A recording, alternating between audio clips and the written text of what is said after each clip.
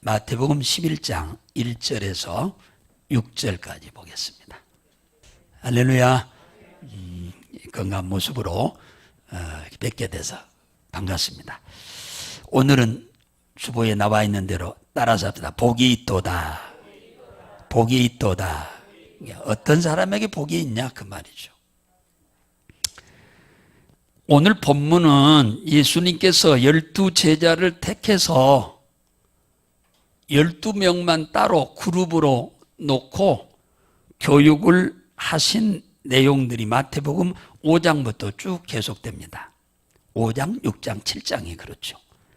그리고 예수님께서 그들을 데리고 다니면서 사람들에게 무엇을 어떻게 예수님이 하시는지 그걸 직접 현장에서 보고 듣고 배우게 했어요. 사람은 본 것이 없고 들은 것이 없으면 못합니다. 보고 들은 것이 있어야 사람은 그대로 따라서 하는 거예요. 그래서 예수님이 제자들을 현장에서 보여주기 위해서 데리고 다닙니다. 11장은 예수께서 12 제자들을 전도의 현장으로 데리고 나가기 전에 1절에 나왔잖아요. 10장에서 몇 가지를 가르치셨어요. 그것은 너희가 전하는 복음을 듣는 사람들이 그 복음을 듣고 하나님을, 예수를 믿게 되면 반드시 가정에서 핍박을 받게 된다고 하는 것을 가르친 겁니다. 두 번째는 복음을 전하러 나가는 너희를 영접하는 사람은 하나님이 반드시 그들에게 상을 잃지 않고 갚아준다고 하는 사실을 그들에게 말씀하고 있습니다. 10장에서. 그래서 10장 40절에 보면 너희를 영접하는 자는 나를 영접하는 것이요 나를 영접하는 자는 나를 보내신 이를 영접하는 것이라고 말씀하십니다.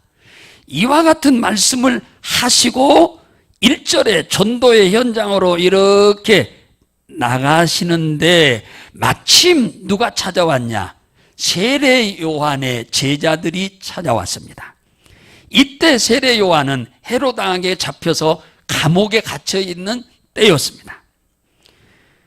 그래가지고 이 오늘 11장 2절에 보면은 마태복음 8장 9장에서 예수님이 온갖 이적과 기사를 행하는 것을 보고 듣고 제자들이 그 스승 요한한테 가서 나사렛에서 자란 예수 목수의 아들이 이런 일을 했습니다 라고 보고를 했더니 감옥에 있던 요한이 제자들에게 뭐라고 하느냐? 너희들 다시 가서 이렇게 물어라.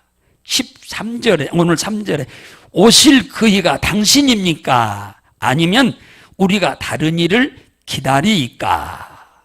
4절에 무슨 말이냐? 구약 성경에 우리 하나님의 백성들을 구원할 메시아가 오신다고 했는데, 그리스도가 오신다고 했는데, 구원자가 오신다고 했는데, 그러면 당신이 바로 메시아요? 구원자입니까? 이렇게 물어보는 거예요.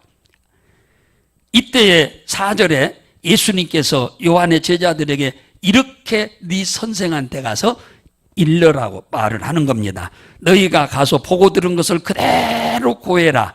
소경이 보며 안진뱅이가 걸으며 문둥이가 깨끗함을 받으며 청각 장애인이 들으며 그 다음에 죽은 자가 살아나며 가난한 자에게 복음이 전파된다고 해라 하는 이 말을 그대로 전하라고 했습니다.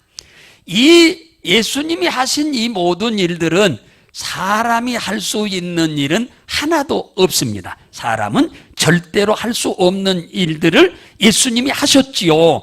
그러므로 예수님은 자신이 내가 메시아다, 내가 그리스도다, 내가 구원자다, 내가 하나님이다 이러면은 당장에 와서 죽이니까 예수님은 자기 입으로는 직접 그리 이 얘기 안 하고 이적과 기사와 표적으로 사람이 할 수 없는, 즉 메시아나 그리스도나 하나님이 아니고는 불가능한 일들을 해 보인 줄로 믿으시기 바랍니다. 예수님이 하나님으로서 인간의 몸을 입고 세상에 오셨지요. 요한복음 1장 14절에 보면은 말씀이 육신을 입고 우리 가운데 거하심에 그 영광을 보니 아버지의 독생자의 영광이요 은혜와 진리가 충만하더라. 즉 예수님은 하나님으로 우리를 구원하러 오셨다는 거예요. 구원자로. 하나님은 우리에게 복을 주기 위해서 오셨다는 거예요. 우리 인간의 삶에 이익을 주려고 오셨다는 겁니다.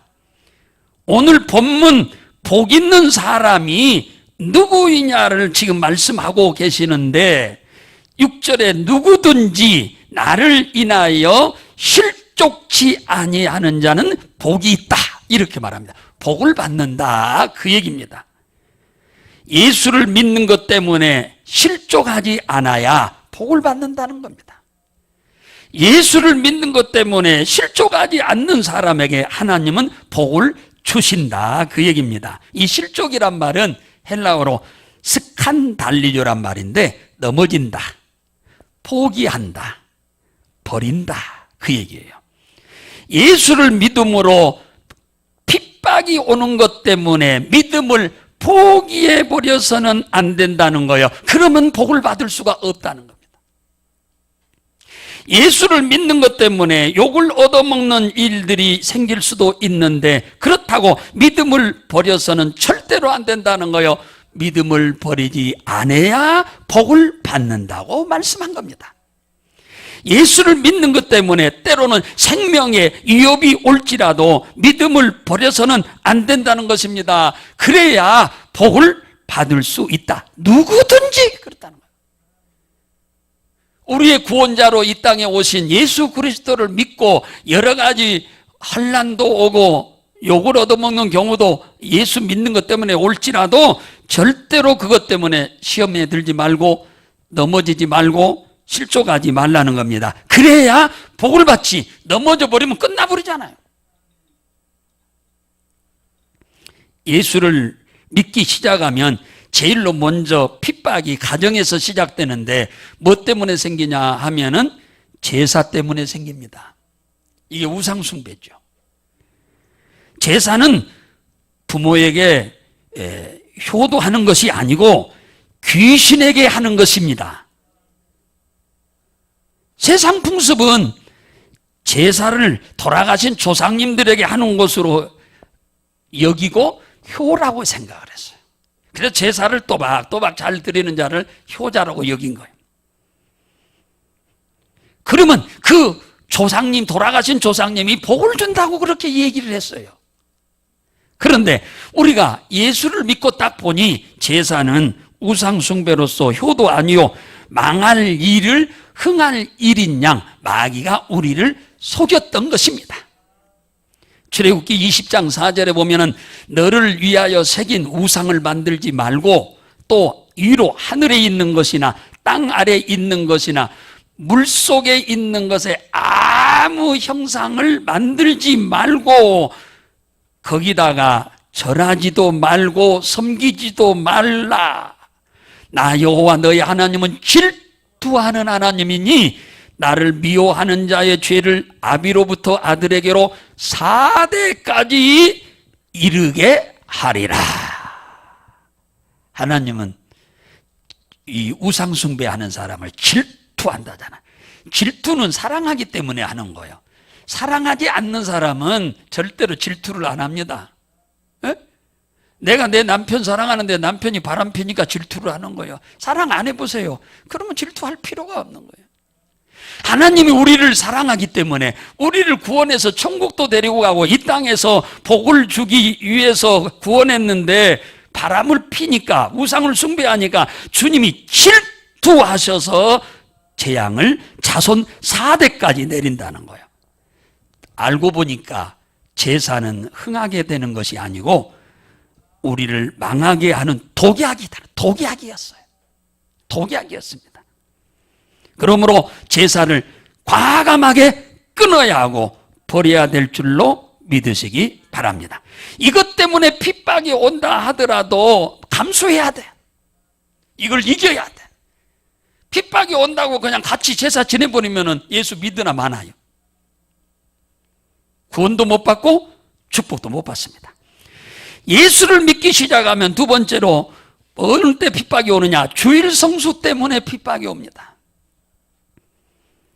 그 핍박으로 인해서 실족하지 않아야 복을 받는다고 오늘 말씀한 거예요.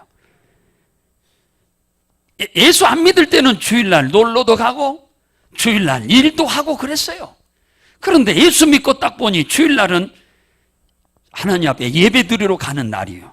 그러니까 예배를 드리고 일을 안 하고 놀러를 안 가고 교회 가야 하니까 핍박이 시작되는 거죠.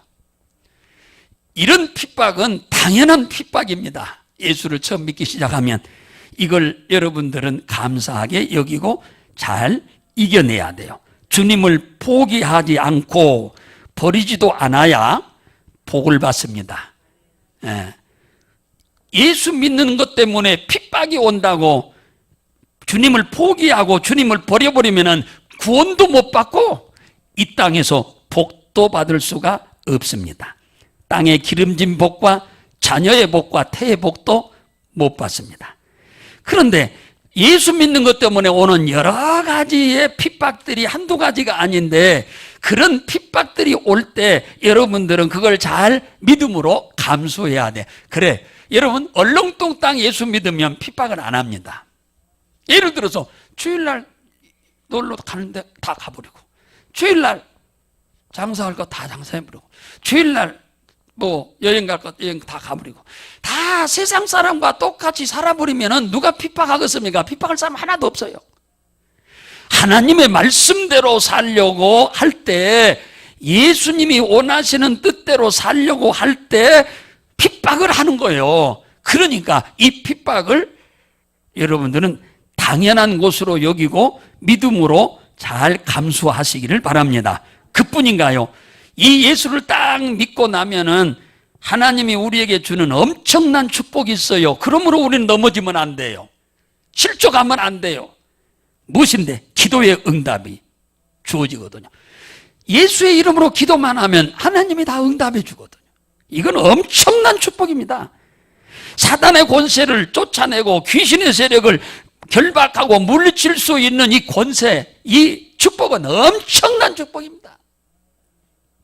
천사들이 우리를 가는 곳마다 함께하며 보호해주는 이 축복, 이것은 어마어마한 축복입니다.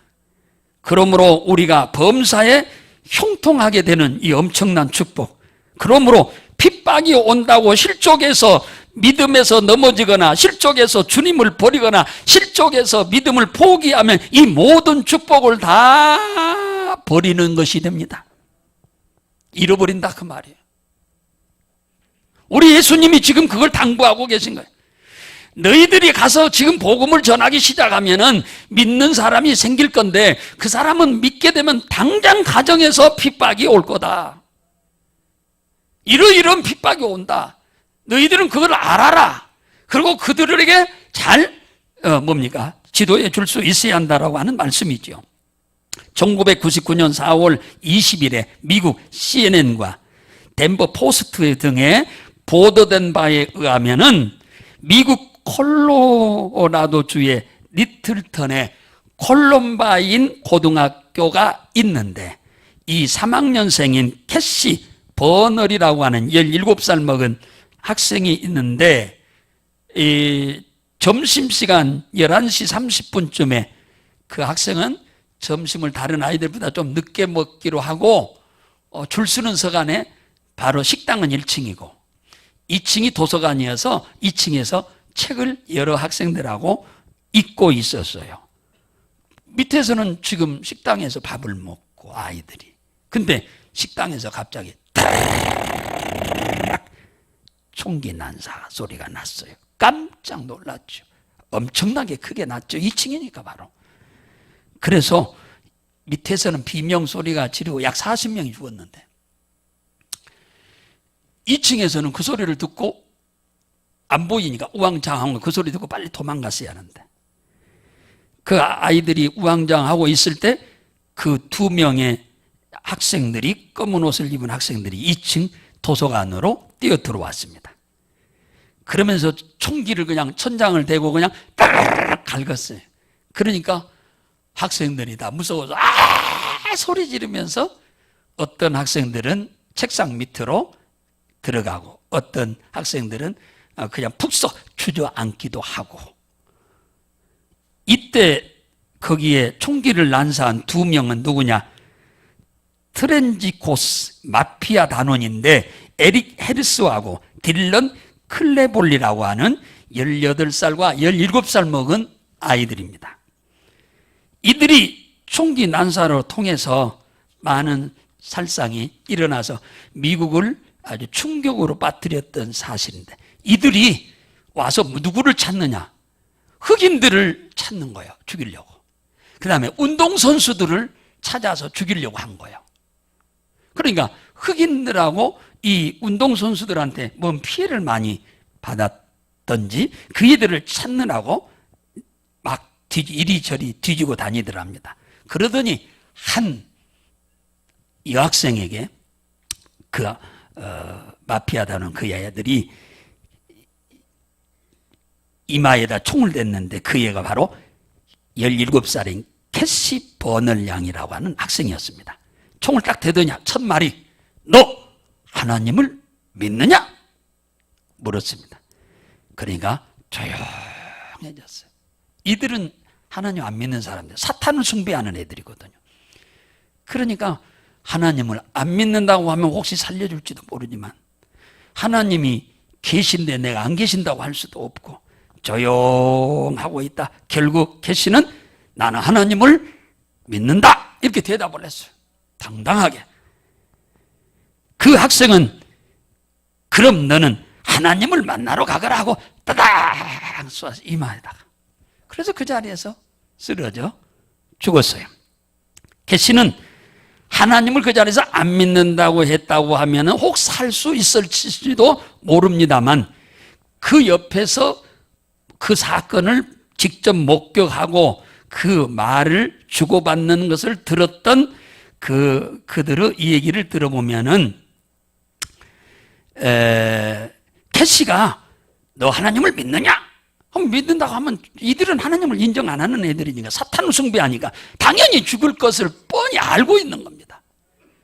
듣고 있는 애들도 지금 저 하나님 믿는다고 하면 죽일 건데 그렇게 생각하고 있고 캐시도 역시 자기가 믿는다고 하면 죽일 것을 사실이라고 알고 있으면서도 그는 나는 하나님을 믿는다라고 뚜렷하게 이 얘기를 했다고 하는 겁니다. 그의 친구들과 부모에 의하면 2년 전만 하더라도 이 아이는 허무주의에 빠져서 그냥 공부도 안 하고 막 그렇게 돌아만 다녔답니다. 오토바이 타고 막 그러고 쏴다니고 남자들과 함께 그렇게 다녀서 부모 속도 어지간히 썩혔고 어머니가 이제 재혼을 해가지고 지금 살고 있는 상황인데 어머니 아버지가 아무리 얘기도 이게 안 되는 거예요. 그래서 이 문제를 위해서 기도를 부모님들이 열심히 했는데 마침 2년 전에 신앙생활 잘하는 학교의 친구의 인도를 받아 교회 가서 거듭나 은혜를 받은 거예요. 그래서 새 사람이 됐어요.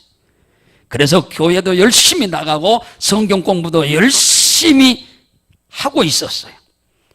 그의 친구, 다른 학교에 그 옆에 있는 학교에 다니는 저스틴 보고스라고 하는 친구 학생이 있었는데 그가 뭐라고 했느냐 하면은 기자들에게 캐시는 모든 일을 기뻐했다. 또 모든 사람을 미워하는 사람이 없고 다 사랑했다.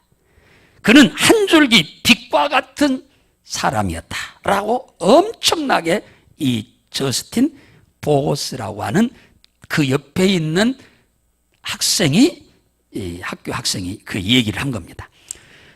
어린 캐시 보널 양은 자신을 위해 십자가에 죽으시기까지 하셨던 주님을 배신할 수가 없어서 나는 예수를 믿는다.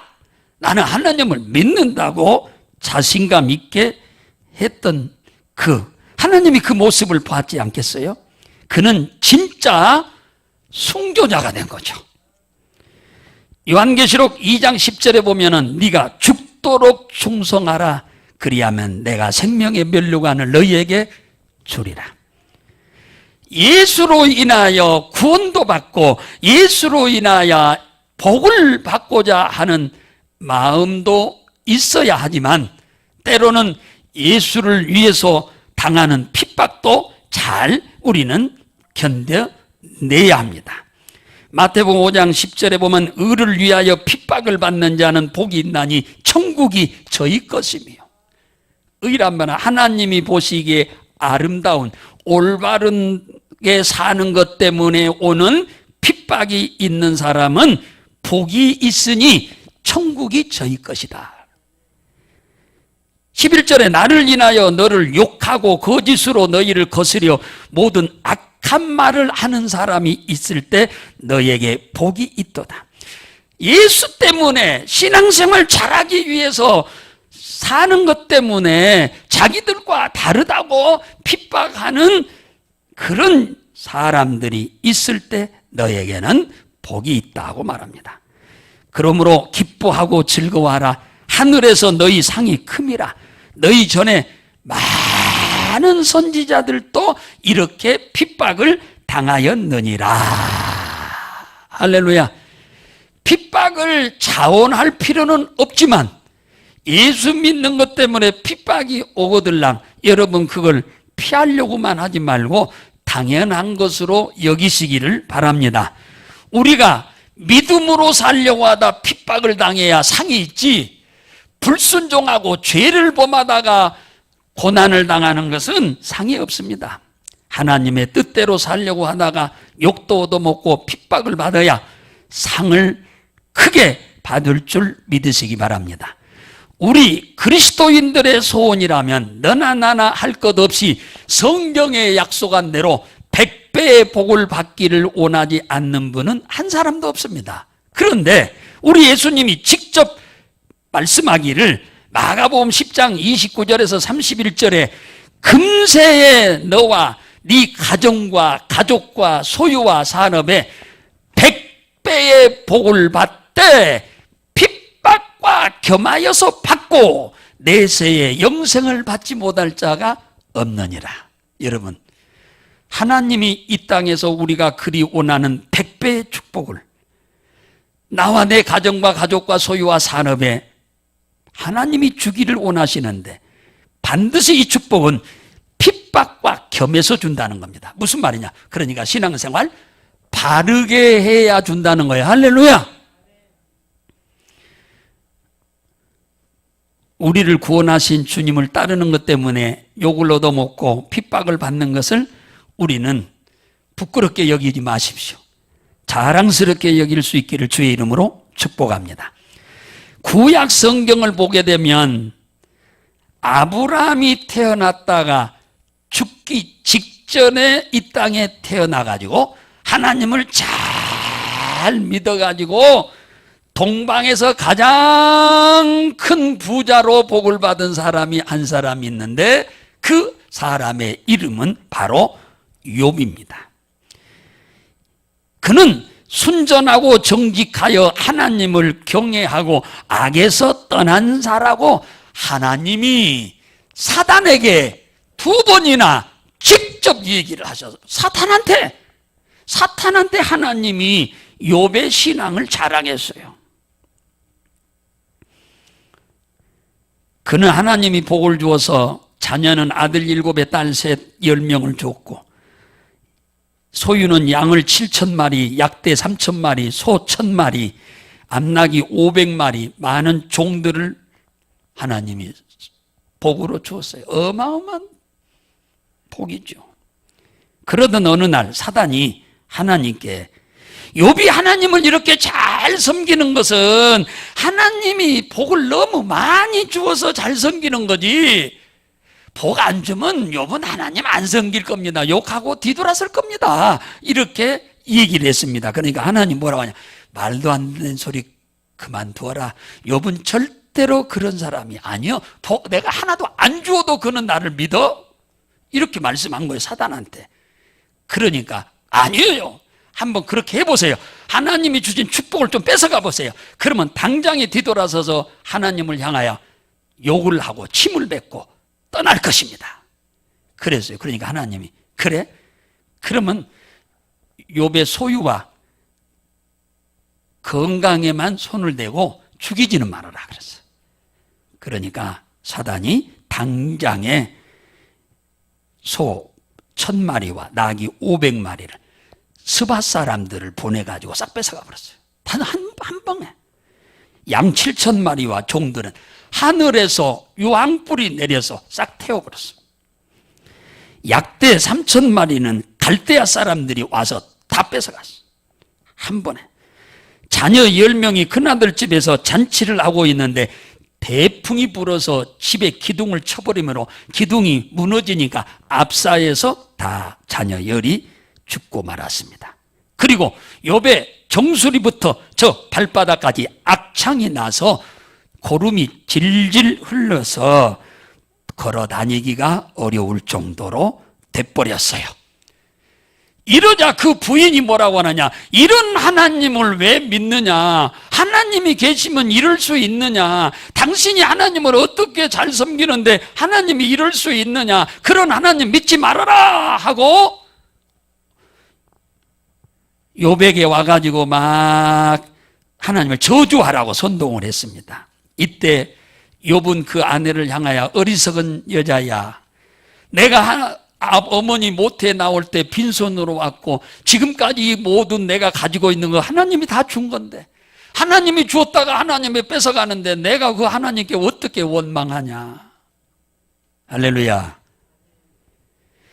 그러면서 어렵고 힘든 이 과정을 잘 기도하면서 인내했더니 하나님께서 그를 축복했어요. 실족하고 넘어질 줄로 사단은 알았습니다.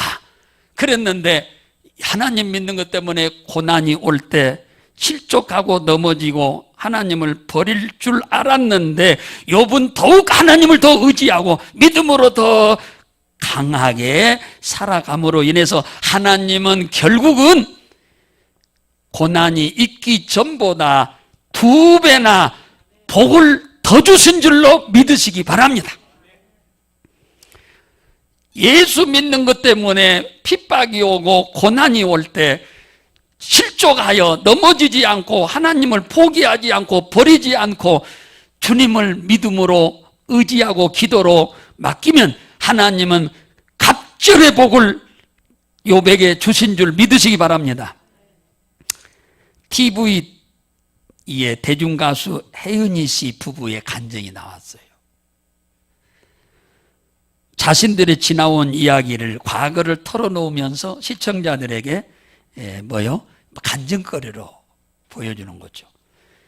지금은 독실한 그리스도인으로 알려진 혜은이 있습니다만 과거는 그렇지 않았습니다.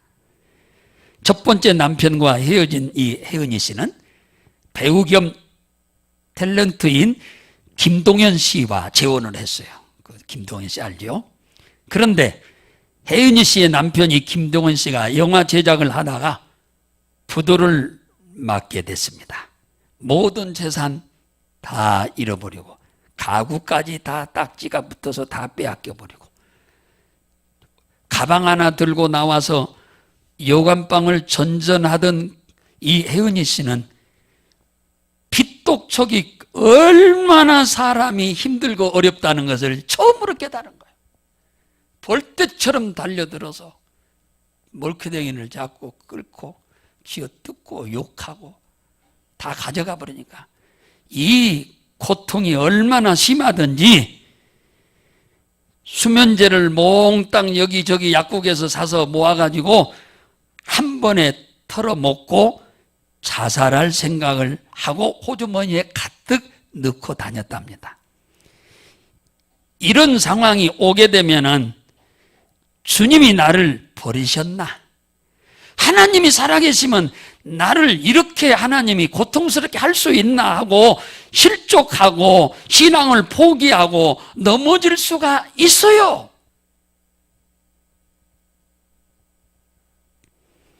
그런데 혜은이 씨는 그래, 실족하기보다는 죽어도 그동안에 못했던 기도나 한번 하다가 죽어야겠다 하고는 기도원으로 올라갔답니다.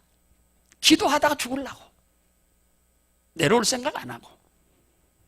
그런데 기도원에 올라가서 한 주, 두 주, 세 주, 네 주 있으면서 예배를 통해서 은혜를 받고 기도하면서 성령의 역사로 감화를 받아가지고 지금 내가 당하고 있는 이 고통이 모든 책임이 남편에게 있는 게 아니고 내 자신이 믿음으로 바로 살지 못했다는 것을 깨닫게 됐다는 거예요. 남편을 그렇게 원망하고 미워하고 남편 때문에 내가 인생이 이렇게 됐다고 그랬는데 기도원에 와서 말씀 듣고 기도하면서 깨달은 거예요. 아, 이 모든 것이 남편 탓이 아니고 내 탓이구나. 내가 신앙생활을 똑바로 하고 내가 하나님을 열심히 의지하고 의탁하고 살았어야 하는데 그냥 형식적으로 교회만 왔다 갔다 한 내 부족한 다심을 깨닫게 된 겁니다. 그래서 남편에게 미안한 감도 있고 눈물을 흘리면서 콧물을 흘리면서 통곡하면서 회개를 하기 시작했답니다. 엄청난 날을 회개를 했다고 그래요. 그리고 눈물이 이제 더 이상 안 나오자 기도원에서 집으로 내려왔답니다. 집도 없는데 친정으로 가든지 뭐 다른 집으로 가려고 했겠죠. 그런데 집으로 내려오니까 놀라운 일들이 생기기 시작했는데 그렇게 볼 때처럼 달라들어서 빚쟁이들이 다 가져가 버렸던 빚쟁이들이 찾아와가지고 빚을 다 탕감해 주겠다고 하더래요. 그리고 또 일부 빚쟁이들은 빚을 갚는 기간을 한참 몇 년 동안 이렇게 늘려주겠다고 그러더랍니다. 그리고 어떤 사람은 당신이 살아야 나중에 빚도 갚든지 말든지 할 거 아니냐 그러면서 그 빚을 자신도 빌려다가 준 것이니까 자신들이 대신 내주겠다고 그렇게 얘기를 하면서 나중에 돈 벌어서 갚으라고 하더랍니다. 그래서 그 문제가 태산 같은 문제가 마귀는 그렇게 만들면은 실족하여 넘어져서 하나님을 배신하고 떠날 줄로 알았는데 혜은이 씨는 회개하고 돌이킴으로 인해서 하나님이 그 문제를 다 해결해 줬다고 합니다. 사랑하는 성도 여러분이요, 예수를 그럭저럭 믿으면 핍박이 없습니다. 환난도 없어요. 예수를 잘 믿으려고 할 때 핍박이 오고 욕도 얻어먹는 것입니다. 예수 때문에 고난이 오는 경향이 있습니까? 신앙생활 때문에 여러분 불편한 일이 있습니까? 피하려고 하지 말고 그럴수록 더더욱 실족할 생각은 하지 마시고 기도로 하나님 앞에 엎드려 의지하고 더 하나님께 가까이 나아가며 나 자신의 부족함을 혜은이처럼 깨닫고 회개하면은 영혼이 잘 되고 그러므로 문제는 해결되어 범사가 잘 될 줄 믿으시기를 주의 이름으로 축원합니다.